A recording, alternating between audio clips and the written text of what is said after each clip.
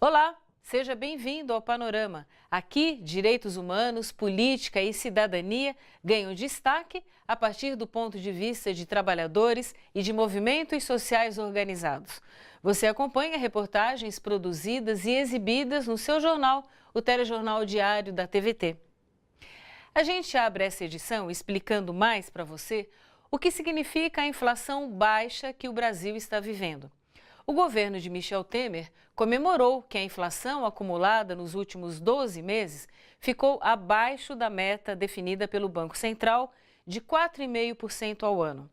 Mas economistas alertam que, na verdade, a inflação caiu por motivos ruins, entre eles o desemprego e a queda no poder de compra dos trabalhadores. A reportagem é de Ana Flávia Quitério. A inflação oficial brasileira, medida pelo IPCA, o Índice Nacional de Preços ao Consumidor Amplo, ficou em 2,71% nos últimos 12 meses. O menor patamar desde 1999, quando a taxa ficou em 2,24%. Mas, para Guilherme Melo, professor do Instituto de Economia da Unicamp, os índices baixos são reflexo da crise econômica, da recessão e do desemprego. E não há motivos para comemorar. A solução que foi dada para a inflação brasileira foi uma solução socialmente muito custosa. Foi uma solução que colocou milhares de pessoas de volta para a pobreza, de volta, inclusive, tem se dito já, para o cenário de fome, e desorganizou todo o mercado de trabalho. Quando você vê uma queda da inflação de serviços, e que vinha acelerada no Brasil já há algum tempo, isso significa o quê? Significa que os salários estão aumentando menos. No fundo é isso. Então, você, para matar a inflação de serviços, o que você produziu? Uma brutal recessão que aumentasse o desemprego e com isso fizesse os salários diminuírem.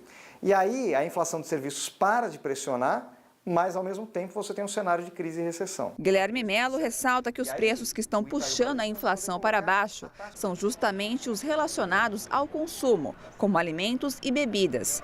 E que isso acontece porque caiu a renda e o poder de compra dos trabalhadores. Para a grande maioria dos trabalhadores que ou estão desempregados, ou estão em uma situação precária, ou não conseguem negociar com o patrão um aumento salarial por causa da crise, para esses a inflação baixa não ajuda em nada. Porque, na verdade, ou eles perderam o salário deles por causa do desemprego, ou eles simplesmente não conseguem nem repor essa baixa inflação. Eles perdem salário real, que a gente chama, poder de compra. O economista César Locatelli explica que a queda no consumo também atinge em cheio as empresas. E o empresariado, vendo suas vendas e o consumo caindo, reduz ou suspende os investimentos. O empresário vai investir numa nova fábrica, comprar uma nova máquina, se ele tem a perspectiva de que vai vender, né? Aí ele olha para o consumo e o consumo caindo, ele olha para os preços mostrando que vamos dizer, a saúde, a vitalidade da economia não está bem.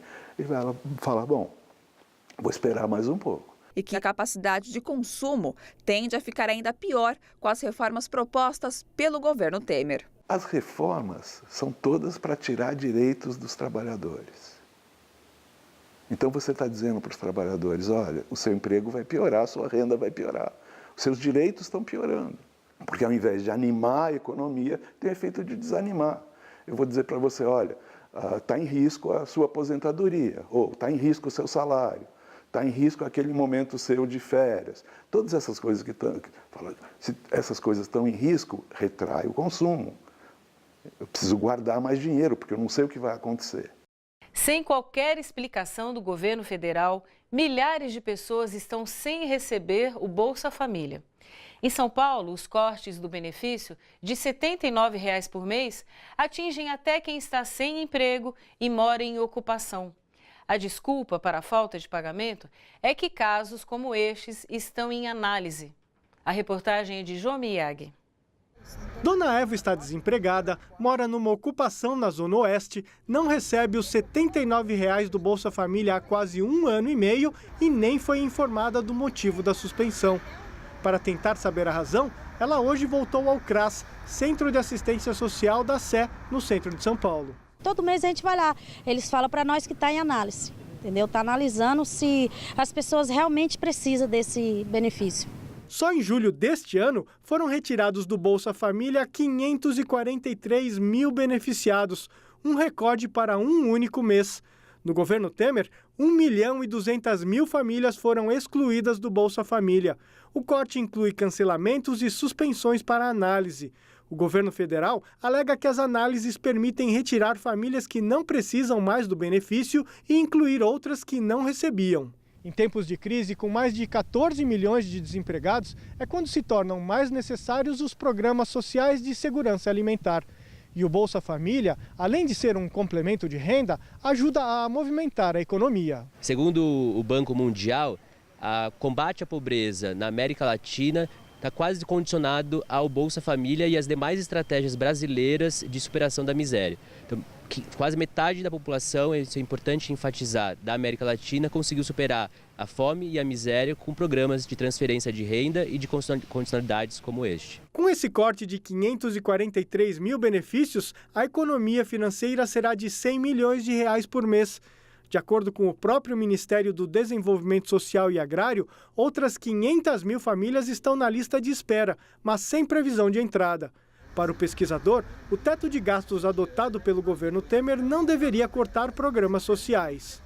Não faz nenhum sentido, é uma política perversa, retira direito da população que mais precisa e que, ao longo do período de ascensão econômica que o Brasil teve, foi um indutor de processos de dinamização da economia local, também de acesso a serviços públicos e de melhoria da renda e da alimentação das pessoas que acessam esse benefício. Dona Eva lamenta que o governo Temer faça cortes de verbas justamente para a população mais pobre. Com ele a gente comprava as coisas, para casa, Gás, arroz, feijão, todo esse dinheiro ajudava bastante, Olha só que interessante.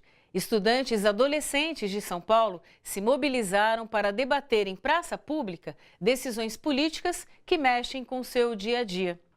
Os alunos do ensino médio da Escola Estadual João Batista Alves Silva criaram um projeto que leva as aulas de história para uma praça do bairro. A intenção é que a comunidade possa participar das aulas que discutem política. Entre os temas, as mudanças no passe livre para os estudantes. A repórter Vanessa Nakazato acompanhou. Os batuques e gritos de guerra são para chamar a atenção e avisar a comunidade que hoje tem mais uma aula pública na praça. A comunidade até já sabe.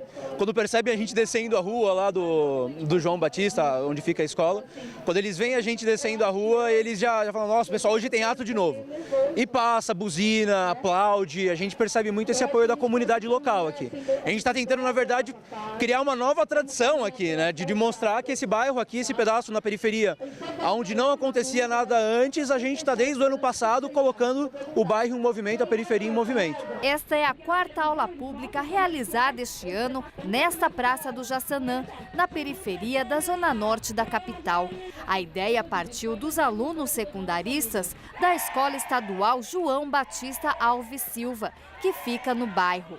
O que os estudantes querem é levar para a sociedade debates que, para eles, são tratados de forma rasa e parcial pela grande mídia. Além de levar assuntos polêmicos para as ruas, estas aulas fora da escola permitem a troca de ideias entre alunos de várias turmas e têm um diferencial importante: dar voz aos estudantes. Eu acredito que essa escola pública pode acrescentar muito mais, não só para nós alunos, mas também como as pessoas que estão ao nosso redor. E essa aula pública muitas das vezes abre nossos pensamentos, não ficar só no nosso mundo fechado, Eu acredito que essa aula pública edifica muitas vidas. São eles, inclusive, que propõem os temas discutidos na praça, sempre relacionados aos ataques que a juventude sofre. Os alunos conversaram com motoristas de ônibus, com cobradores, perguntando para eles que se a passagem aumenta, tira o passe livre das crianças, se o salário deles aumentou, não adianta ficar só dentro dos muros da escola. Então a gente acha que tem que trazer para toda a população, para outros trabalhadores, para outras escolas. A gente acabou trazendo para cá, para informar o pessoal aqui do bairro, porque muitos Aqui eles não têm essa informação, porque sai, não sei, 4 horas da manhã e chega em casa às 8 da noite, como é que a pessoa vai saber? A aula pública de hoje foi sobre uma modalidade específica do passe livre para estudantes na cidade de São Paulo. Na gestão do prefeito Fernando Haddad, os alunos de escolas públicas tinham direito a 24 destes passes livres por ano, que podiam ser usados durante o ano inteiro. Este ano, o prefeito João Dória dobrou o número de passes, mas reduziu o tempo de uso para apenas 2 horas. Aqui o Parque da Juventude tem diversas coisas legais, atividades culturais, tem a biblioteca. Eu não vou poder ir. Se eu for, eu vou ter que tirar do meu bolso para ir e eu vou ter que ir para a escola a pé, um exemplo. Porque isso está limitando a gente. Os alunos têm o apoio da escola e dos pais para organizarem as aulas públicas. Os professores consideram a iniciativa fundamental para a formação política dos adolescentes e principalmente para que se tornem protagonistas no país. É uma iniciativa de toda a escola, de todos os professores, é bem recebida inclusive pela comunidade, que é uma forma inclusive de trazer a comunidade, trazer os alunos para mais perto da escola, porque hoje em dia são temas que interessam os alunos, né? Os alunos estão interessados por política. A Universidade Metropolitana para a Educação e o Trabalho de Buenos Aires, em parceria com a Claxo, o Conselho Latino-Americano de Ciências Sociais, lançou em São Bernardo do Campo, no ABC Paulista, o Instituto Futuro Marco Aurélio Garcia. O Instituto terá como patrono o ex-presidente Luiz Inácio Lula da Silva, escolhido pelo que representou e representa para a luta em defesa da democracia e da soberania da América Latina. O Instituto Futuro Marco Aurélio Garcia tem como objetivo o desenvolvimento, a inclusão e a integração latino-americana e caribenha numa perspectiva dos trabalhadores. A ideia é avaliar e difundir o que já foi feito de melhor pelos governos progressistas e capacitar pessoas para a administração pública por meio de cursos e palestras. A ideia de colocar esse instituto, a palavra futuro, tem a ver com o reconhecimento de que não ficamos na dimensão da saudade para lembrar as grandes conquistas que se realizaram nos nossos governos nessa última década e meia, senão porque estamos pensando nas próximas conquistas. É uma perspectiva de esperança, uma perspectiva propositiva, uma perspectiva de alternativa. Faz muito sentido criar o Instituto Futuro aqui, exatamente por conta desses desafios estratégicos que a gente está vivendo com esses retrocessos estruturais que vêm com uma violência muito grande, mas que ao mesmo tempo não estão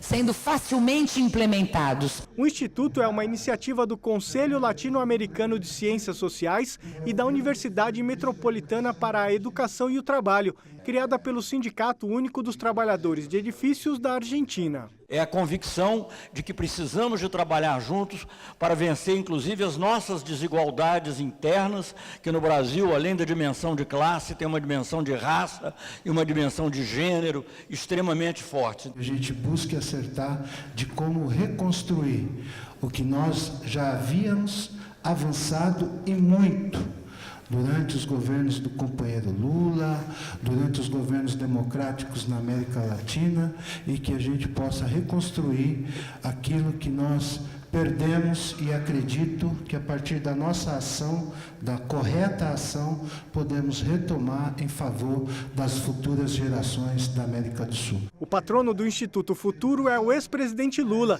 indicado por sua luta em defesa da democracia, da soberania e da dignidade humana do continente.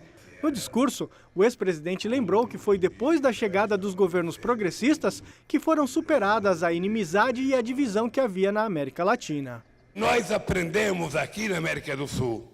Eu acho que foi bom para a Argentina, foi bom para o Brasil, foi bom para o Uruguai, foi bom para o Paraguai, que se os governos e os povos da América Latina se entenderem, a chance de nós melhorar as condições de vida do nosso povo é muito maior. Nós aprendemos, porque nós vivemos no período mais progressista e democrático da nossa querida América Latina. E agora estamos vendo o quê? Nós estamos vendo a situação se deteriorar. Daqui a pouco você vai saber como, em tempos de demissões, trabalhadores na Ford conseguiram manter empregos. E mais uma opção para os cariocas que buscam uma alimentação saudável com produtos agroecológicos e sem veneno. Fica aí, a gente volta já.